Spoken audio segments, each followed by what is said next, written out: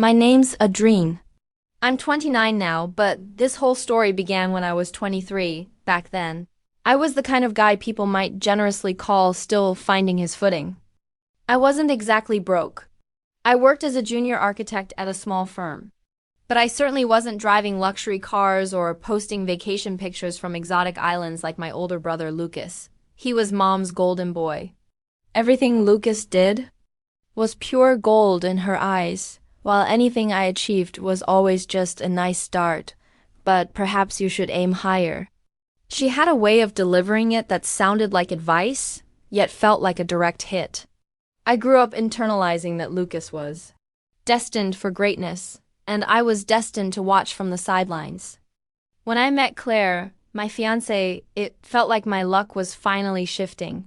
She was warm, funny, and down to earth.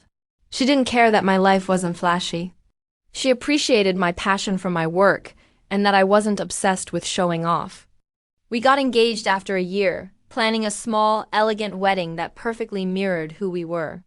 Mom was outwardly polite about it, but I could sense her unspoken disapproval. She'd drop comments like, "Are you sure you can provide for her?" Or, "It's a huge responsibility, Adrien. Women have needs." At first, I shrugged it off. That was just her MO. The first crack in the facade appeared at a family dinner. We were all gathered around my parents' long mahogany table, Lucas across from me, Mom presiding at the head like some kind of queen. Between bites of roasted chicken, she casually remarked, "Claire, you'd look absolutely stunning in a place like Lucas's penthouse. You've been there, haven't you?" Claire offered a polite smile and simply said, "No." Mom didn't miss a beat. "Oh, you absolutely should. The city view is incredible. I keep telling Lucas he needs to settle down. Someone like you could really inspire him." I just laughed it off, thinking it was Mom being her usual oblivious self. But under the table, Claire's hand was tense, her fingers stiff against mine. That night, she asked if my mom disliked her. I assured her it wasn't personal, that Mom just had a lifelong habit of comparing me to Lucas. What I didn't grasp then was that this wasn't just harmless dinner chatter. Mom was planting seeds. Over the next few months, subtle shifts began. Claire would return from errands, mentioning she'd run into Lucas, who just happened to be in the same part of town. Or she'd receive texts from Mom inviting her to help plan a surprise for me, which sounded sweet until I noticed those plans never materialized. When I'd inquire, Claire would become vague, dismissing it as just small talk. I wanted to believe her. Then came the night I'll never forget. I'd worked late on a project and swung by my parents' house to drop off some old family photos Mom had requested.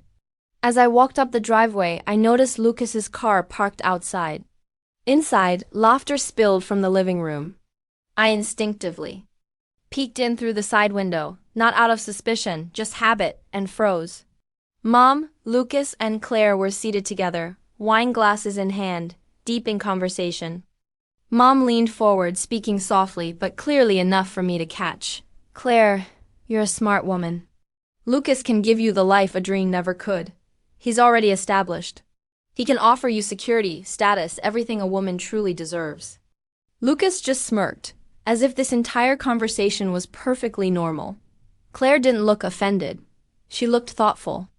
My heart hammered against my ribs, loud enough, I thought, to echo through the silent house. I didn't stick around to hear more. I left without knocking, drove home, and sat in the dark for hours replaying Mom's words. Every fiber of my being screamed to confront them immediately. But another part of me, a quieter, colder voice, urged me to wait, to watch, to see just how deep this betrayal truly ran. Over the next 2 weeks, I noticed Claire pulling away. She was too tired for date nights, too busy for wedding planning. Then one evening, she sat me down at my own kitchen table, her hands neatly folded as if for a formal meeting. "Adrien," she began, not meeting my gaze, "I think we rushed into this." My chest tightened. She spoke about needing stability, about not being sure we were aligned for the future. I knew exactly whose words those were. They had Mom's fingerprints all over them. But the final blow came when she added, "Lucas understands what I need." I didn't ask if she meant emotionally or financially. I didn't need to. She packed her things within the week. There was no dramatic fight, no pleading for her to stay. I simply let her go. But as she walked out my door, suitcase in hand, she gave me a look half guilty, half triumphant, and I knew Mom had gotten precisely what she wanted. I cut off all contact after that. No calls, no texts, no holiday visits. I left my job, moved to a different city, and meticulously rebuilt my life from the ground up with a laser-like focus I'd never possessed before. I didn't tell them where I went. As far as they knew, I'd vanished, and in a way I had. But the beautiful thing about disappearing is that you get to choose when to re-emerge. Years later, I did. It happened on a glittering Friday night under the warm glow of chandeliers at a lavish charity gala. I was no longer the still figuring it out younger son. I was the man running the show, the host of the event itself. And when I saw Mom, Lucas, and Claire walk through those grand doors, their arms linked like a carefully posed family portrait, I smiled. Because the moment they saw who I was, and more importantly who was standing beside me, their smiles evaporated. That's when they saw my wife. The instant our eyes met across the ballroom, time seemed to freeze, except for a sharp, invisible crackle in the air between us. Mom's polite smile faltered. Lucas's grip on Claire's hand tightened ever so slightly.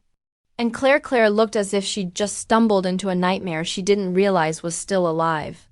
My wife, standing beside me in an emerald green gown that shimmered with every move, tilted her head and whispered something that made me laugh softly. I didn't need to look at my family to know they were burning with questions. But that night, before I ever stood in that room in complete control, there was a long stretch of years where their shadows still reached me, even from afar. At first, I convinced myself I'd moved on. I worked brutal hours, pouring every ounce of myself into my career. I started my own design firm with a small team and a few risky contracts that could have completely ruined me if they failed. They didn't fail. Within 3 years, we were winning bids against firms that had once dismissed me without a second glance. I didn't post about it. I didn't send updates. I knew my family. If they didn't hear my name, they'd assume I'd remained the second-place son, and that suited me just fine. But then, little reminders of them began to creep back into my life. At first it was small, an email from an old family friend just checking in, subtly mentioning how well Lucas and Claire were doing. They'd bought a huge house in the suburbs.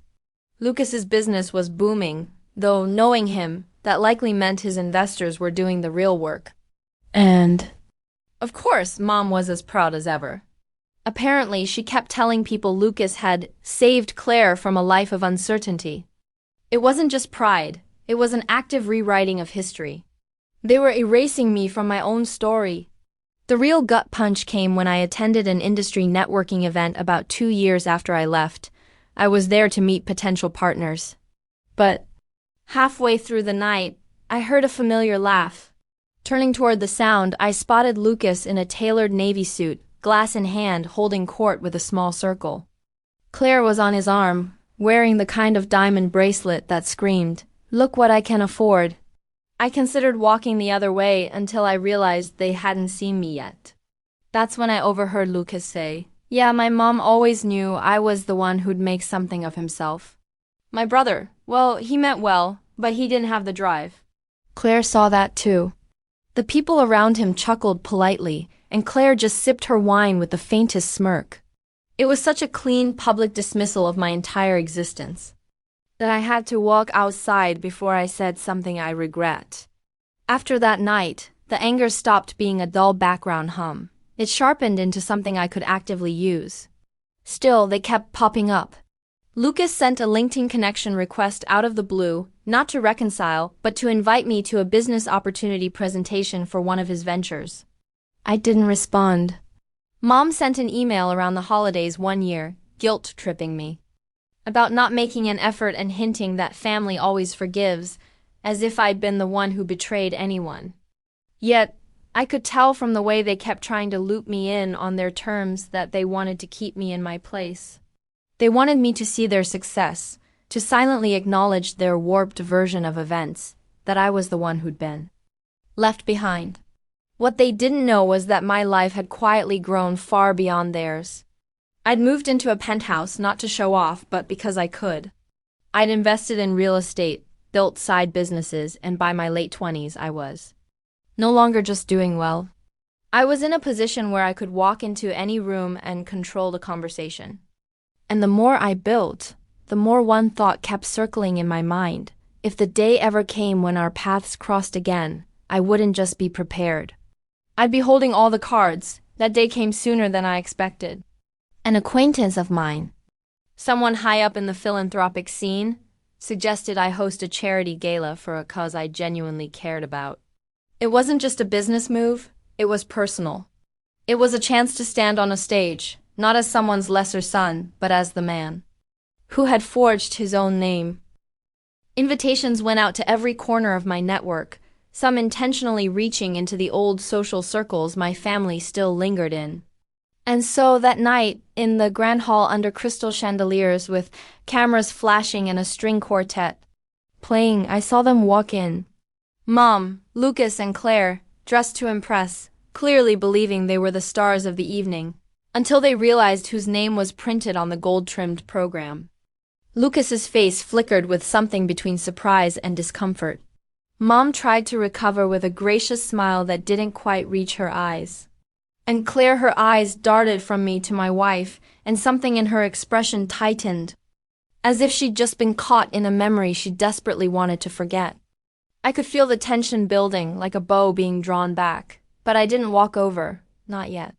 I wanted them to stew in it, to feel the ground shift under their feet as the night progressed. Then, in a moment I'll never forget, Mom leaned toward Lucas and whispered something, probably thinking I couldn't see, and he nodded.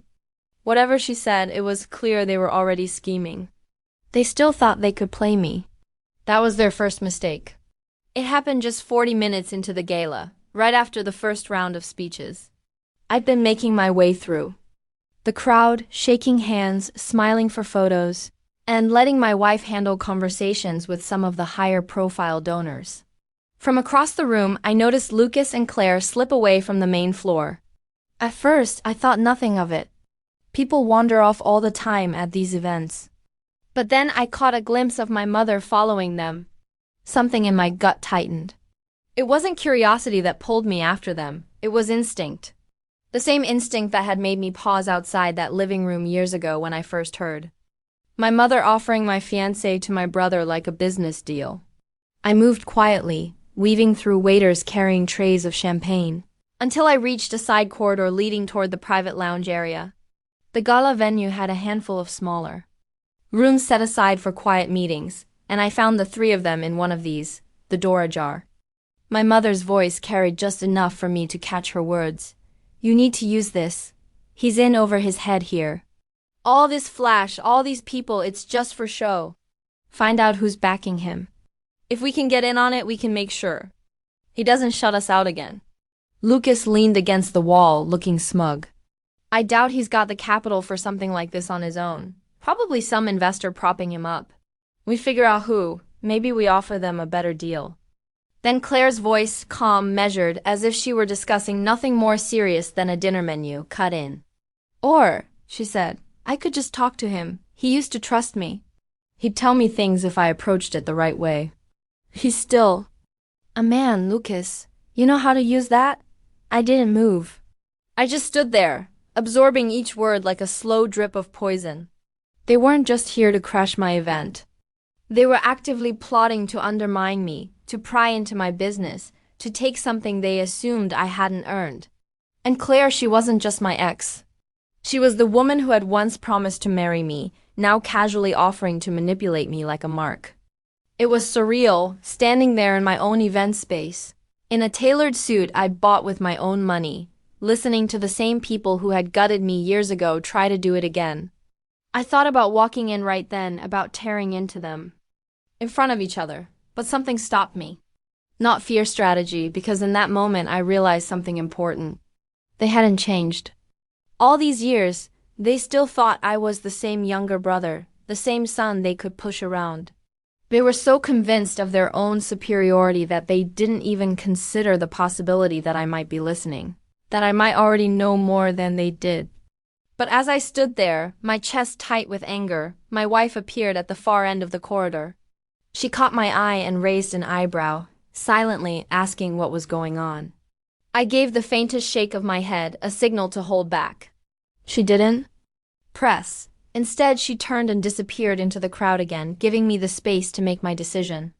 And that's when I heard the final, unfiltered truth spill from my mother's mouth. He was always the weak one. He's lucky we even came tonight. This could be our way to finally fold him into something worthwhile. And if he doesn't play along, she let the sentence hang. Lucas smirked. Claire looked at him and then back toward the ballroom, like she could already see the path opening. That was it. The last shred of lingering family loyalty I'd been holding on to snapped clean in two. Whatever hope there had been for reconciliation, for some kind of civil coexistence, was gone. They had made it perfectly clear they weren't here for me. They were here for what they thought they could take from me. I stepped back from the doorway, my decision already forming in my mind. If they wanted a game, I'd give them one, but it wouldn't be the one they thought they were playing. And for the first time in years, I felt that same cold, quiet resolve I'd felt the night Claire walked out of my apartment.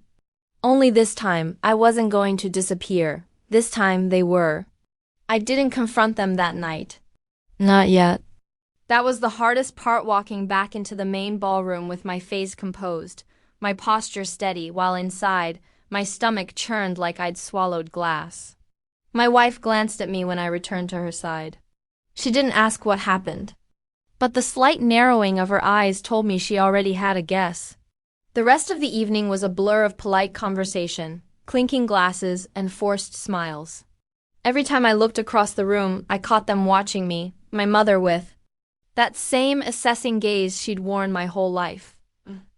Lucas with a calculating smirk, and Claire with an expression I couldn't quite read. Was it curiosity, anticipation, or just the same quiet arrogance she'd shown when she left me? When the gala ended and the last guests filtered out, I stayed behind with my team to handle a few final details. The music was off, the lights dimmed, and the silence of the now empty hall felt heavy. I could still hear my mother's voice in my head, every word replaying on a loop. Get in on it, he's lucky we came. That night, lying in bed, I stared at the ceiling while my wife slept beside me. I felt something I hadn't felt in years, a familiar ache. The same one I'd carried in those first months after they betrayed me. Back then, it had been loneliness. This time, it was something sharper. It wasn't that they'd hurt me again. It was that they'd reminded me just how much I had let their absence shape me.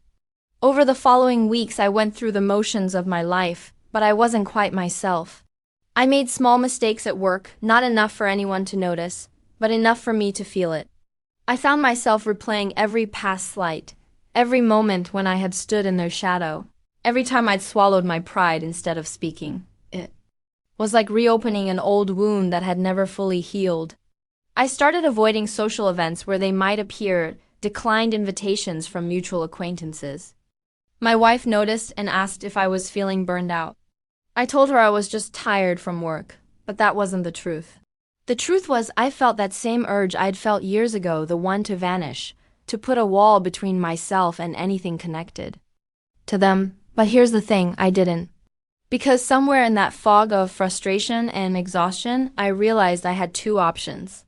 I could let them push me back into the shadows like they'd done before. Or I could transform this boiling, unspent anger into something else, something useful. So I started paying attention again, watching, listening. Whenever someone mentioned Lucas's business, I asked casual questions, just enough to learn that things weren't as rock solid as he liked to pretend. Rumors of missed deadlines, investors pulling out. Claire, I heard, was keeping up appearances. But a few people hinted she wasn't exactly happy playing the perfect wife role. I didn't make any moves yet, not outwardly, but in my mind, pieces were shifting into place. I started to imagine what it would look like to not just defend myself this time, but to hit back publicly, unmistakably, and in a way they couldn't twist. Still, the ache lingered. I'd come so far. And yet, seeing them again had reminded me just how much I'd built my success in reaction to them. It wasn't enough to just keep building my life anymore. No, I needed to make sure they knew exactly who I'd become without them, and what crossing me would truly cost. And as I began quietly laying the groundwork, I realized something chilling. They were still trying to play their game. Every so often, a mutual friend would pass along a message from my mother asking if we could meet for coffee. Lucas sent a text, just one, saying we should talk about opportunities. Claire didn't reach out directly, but I heard through the grapevine that she had been asking about my wife. They thought they were circling me, but I was already building the trap. I decided the first step wasn't confrontation. It was elevation. If they thought they could still reach me, still get close enough to play their games, I'd rise so far above their reach that they'd have to crane their necks just to see where I was standing. The months after the initial gala were a blur of calculated momentum. I threw myself into my firm with a precision that bordered on obsession. Every pitch we made was sharper. Every proposal backed by research so airtight it was impossible to refuse. I expanded into markets I'd been cautious about before: high-end commercial spaces, luxury residential projects for clients with deep pockets and long memories. These weren't just jobs. They were statements, and the statements were heard. Within 8 months, my company was not just profitable. It was thriving. We landed a project that put my name in industry publications, the kind of coverage that sticks in people's minds. My face was on the cover of one magazine, smiling in front of a model of a high-profile development. It wasn't vanity, it was visibility. The more my name appeared, the more I noticed a shift in the way people treated me. Doors that had been closed years ago now opened with invitations. Meanwhile, I didn't just focus on architecture. I diversified. Real estate investments, partnerships, and hospitality. Even a small stake in a tech startup run by a friend from my early career days. Every move was deliberate. Every step made it harder for them to believe the week one narrative they'd been feeding people. And as my professional life soared, so did my personal one. My wife and I traveled Paris, Santorini, Kyoto, each trip a reminder of the life I'd built without anyone's approval but my own.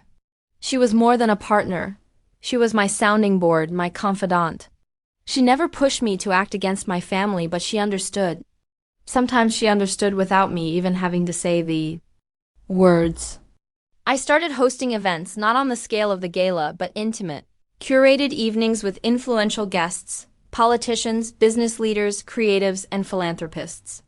People who valued discretion but also remembered who made them feel seen. Word got around, and suddenly I wasn't just a businessman. I was a connector, a name worth knowing. That's when I started hearing about Lucas more frequently, and not in flattering ways. His business was slipping. 2 of his largest contracts had fallen through. An investor had backed out after a disagreement over spending. There were whispers that he'd over-leveraged himself buying that mansion in the suburbs.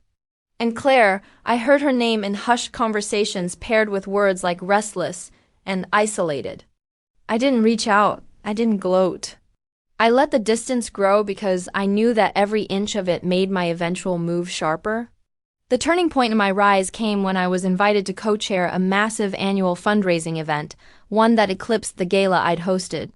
This wasn't just about charity. It was a power nexus, a place where deals were made over glasses of champagne and the right introductions could alter someone's trajectory overnight. The invitation wasn't just an honor. It was a declaration that I'd arrived in a league they could never have imagined for me.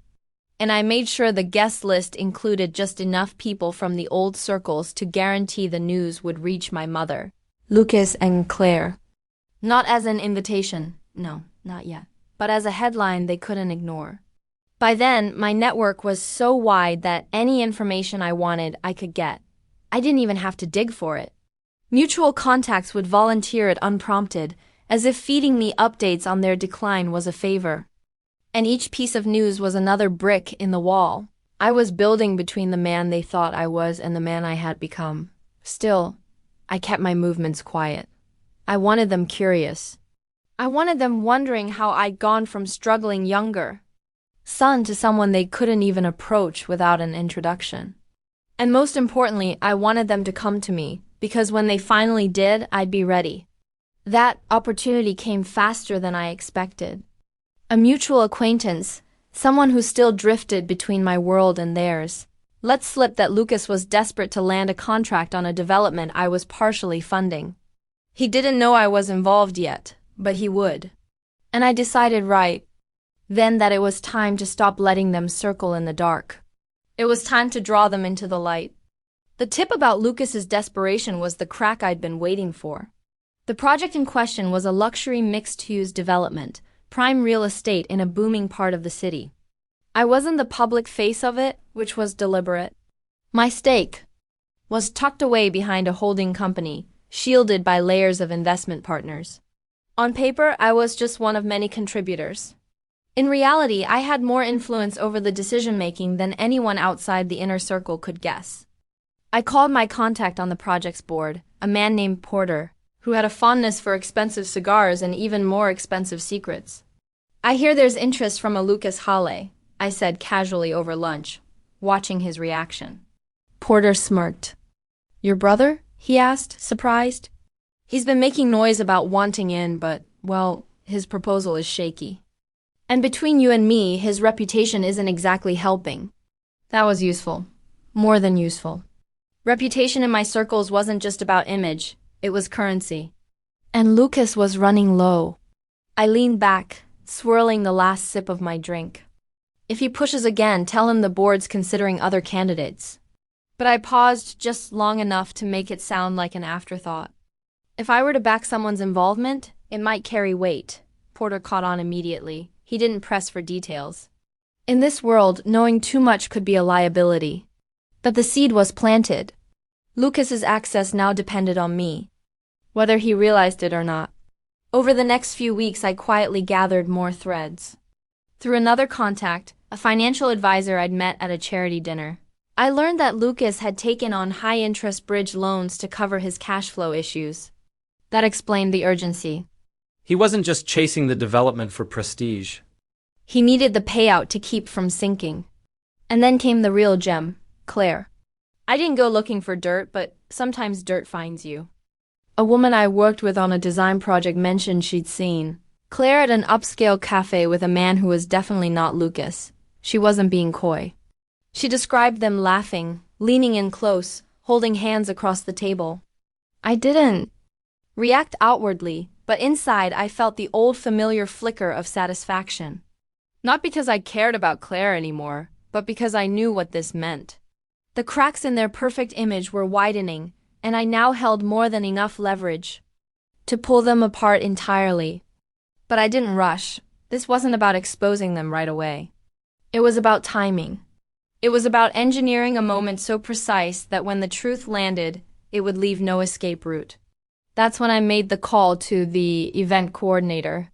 For the annual fundraising gala I was co-chairing, I gave them an updated guest list, long, curated, and filled with people I wanted in that room. Near the bottom, I added 3 names that would seem out of place to anyone who didn't know the history. My mother, Lucas, and Claire. It wasn't a peace offering. It was bait. The invitations went out 2 weeks later, embossed on thick cream. Cardstock, sealed with the event's crest. I knew they'd accept. Pride wouldn't let them stay away. Not from an event where I would be the one greeting guests at the door, shaking hands and giving the keynote address. And when they walked into that ballroom, they wouldn't just see me. They'd see the people whose respect they'd always craved, the kind of people who didn't just talk about influence, but wielded it like a blade. I'd be standing in the center of that world. They'd be on the outside trying to find a way in. And that's when I'd decide how to let them in, or if I would at all. The night of the gala arrived, crisp and clear, the kind of autumn evening where the air felt expensive. The venue, a restored Art Deco theater, glowed from within, every window spilling warm light onto the marble steps. I stood at the entrance, with my wife, greeting guests as they arrived. Each handshake, each smile was deliberate. This was my arena now. When the black sedan pulled up and my mother stepped out in a deep navy gown, Her expression was poised but hungry, scanning the crowd for recognition. I didn't flinch. Lucas followed, wearing a suit that was almost perfect, just a touch too eager, as if hoping to prove he still belonged among people like this. Claire emerged last, her dress shimmering in the lamplight, her arm hooked through his. She smiled, but it was thin. "Adrien," my mother said warmly, as though the last decade hadn't happened. "What a surprise to see you here," I returned the smile, cool and steady. "Not a surprise, Mom. I co-chair this year." The flicker in her eyes was almost imperceptible, but I caught it. Lucas glanced around, clearly noting who else was in attendance, names he'd tried to court for years. Claire's gaze kept darting to my wife, who stood beside me with the kind of effortless confidence that made people take notice without her saying a word.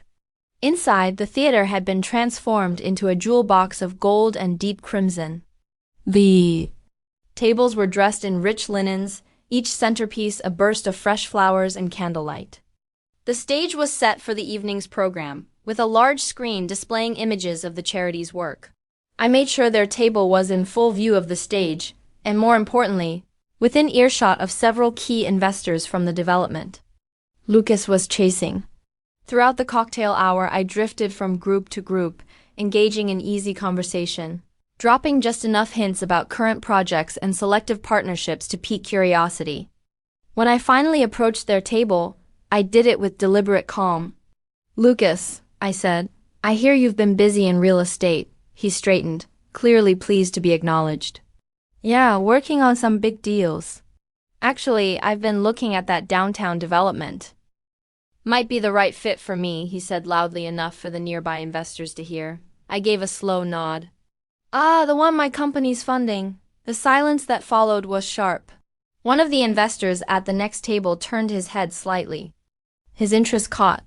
Lucas blinked, trying to mask the sudden calculation in his eyes. My mother recovered first. "Well, isn't that a coincidence? Maybe you two could work together." "That's the thing," I said evenly, keeping my tone friendly. "We're being very selective. Only working with partners who have the right stability and reputation." "It's not personal, it's just business." Claire shifted in her seat, crossing her legs, her jaw tight. She looked like she wanted to speak, but thought better of it. I caught the glance she threw toward one of the investors, one that wasn't lost on me. The first course was served, conversation moving around them like water flowing past a stone. I didn't need to say more. The message was already there, hanging in the air for everyone nearby to absorb. I was the gatekeeper now. But the real move came later in the evening during the auction segment. The host was calling for bids on an exclusive architectural consultation, an item I'd donated personally. I'd expected it to go to one of the higher-profile donors. But when the bidding reached an impressive figure, Lucas raised his paddle. The room reacted with surprised murmurs, a few raised brows. I smiled. "That's generous, Lucas," I said into the mic. "Though I should mention the consultation is contingent on working with clients whose projects align with our brand standards." The words were polite, but in this crowd they landed like a verdict. Everyone understood. He could bid all he wanted, but without my approval, there was no deal. The host moved on quickly, and Lucas lowered his paddle, face tight. My mother's lips pressed into a thin line, and Claire suddenly found her wineglass very interesting. I'd drawn the line in front of everyone who mattered to them, and done it without a single raised voice. They couldn't spin it as pettiness. It was just business, and they'd been shut out. But the night wasn't over. I had one last card to play. It came during the final toast when I invited my wife on stage to thank the donors.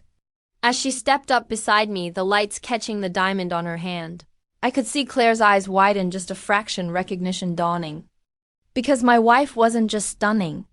She was someone Claire had met years ago briefly, when she was still with me. Someone she had underestimated completely. I watched as Claire leaned ever so slightly toward Lucas, whispering something I couldn't hear, her expression pale under the golden lights. That was the moment I knew they realized the game had shifted entirely. And I wasn't done. After the toast, I stepped down from the stage with my wife, and the applause rolled over us like a wave. We returned to mingling, but I could feel their eyes on me from across the room. My mother, Lucas, and Claire sat in a tight, silent triangle. At their table, the energy around them had shifted completely. Where earlier they'd been leaning into conversations, smiling for attention, now people passed by without stopping. It wasn't just me they were avoiding, it was the optics. In a room like this, reputation was currency. And tonight they'd lost a stack of it in front of the very people they'd been hoping to impress. The hammer hit 2 days later. Porter called. Just a heads up. Lucas reached out again about the development. We told him we were going in a different direction. Didn't mention you, but he'll know. I thanked him, hung up, and almost immediately my phone buzzed again. This time from a mutual contact I hadn't spoken to in years. Heard about your brother, they said. Words spreading fast. Investors are skittish. This might be the start of the end for him. Within a month, 2 more of his backers pulled out, citing strategic differences. His company's social media went quiet. The flashy public appearances dried up. By winter, the mansion was quietly listed for sale. Claire, I heard, didn't stick around. She resurfaced in another city, her name occasionally appearing in charity event write-ups, but always without the same sheen she'd worn before. Those close to her knew why. Stories have a way of traveling, especially the kind whispered over. Wine between people who enjoy a little schadenfreude. As for my mother, she tried once to call. The voicemail was short, brittle. I think we should talk. Family's important. I didn't return it. There was nothing left to say. Family is important, but not the kind that treats you like a chess piece. The following year, I hosted the gala again, bigger, brighter, more exclusive than before. As I stood on stage during the opening speech, I scanned the room and thought about the first gala where they'd walked in, believing they still held power over me. They hadn't returned since. I raised my glass, the lights catching on the rim. To progress, I said, smiling at the sea of faces before me, and to remembering that those who doubt you often end up proving you right. The crowd laughed and clinked glasses, but in my mind, I was toasting 3 empty seats that no one had noticed were missing. And that was the last time I ever thought of them as anything but a closed chapter. Life has a funny way of delivering true justice. It doesn't always come in a single, dramatic confrontation, but in the quiet, undeniable shift of power. In the years that followed, my name became synonymous with innovation and success, not just in architecture, but in ventures far beyond. My design firm flourished, taking on landmark projects that redefined cityscapes. The tech startup I'd invested in went public, providing a windfall that made Lucas's penthouse life seem quaint. My philanthropy expanded too, allowing me to genuinely contribute to causes I believed in, fostering communities rather than just building structures. My wife and I built a life rooted in mutual respect and shared dreams, a stark contrast to the transactional relationships I'd witnessed. Our apartment wasn't a trophy. It was a home filled with laughter and peace. And for the first time in my life, I wasn't driven by proving anything to my mother or Lucas. The anger that had once fueled my ambition had mellowed into a quiet confidence. Their absence from my life wasn't a void. It was a space I'd filled with genuine connection and purpose. Occasionally, I'd hear faint echoes from their world. Whispers of Lucas struggling with new ventures, of old debts catching up to him. Claire, I learned, had divorced Lucas and moved again, her brief moment in the spotlight having faded into obscurity. Mom, I heard through distant relatives, had become more withdrawn, her social circle dwindling as Lucas's fortunes waned. They were still entangled in their own web of expectations and disappointments, but it no longer reached me. Their attempts to contact me had ceased entirely. There was no more family is important voicemail, no more LinkedIn requests. They had finally understood their game was over, and I was no longer a player. One crisp autumn morning, years after that last gala, my wife and I were enjoying coffee on our penthouse balcony, overlooking the vibrant city I'd helped shape. She turned to me, her hand resting warmly on mine. "You've built something incredible, Adrien," she said, her eyes sweeping across the skyline. "Something entirely your own." I smiled, a true, unburdened smile. She was right. The past wasn't a wound I nursed anymore, but a foundation upon which I had built. I had learned that true success wasn't about outshining others, but about illuminating your own path. And the greatest victory wasn't watching them fall, but knowing I had truly risen, far beyond their shadow. They were not a closed chapter. They were simply an unread footnote in a book I had long since finished.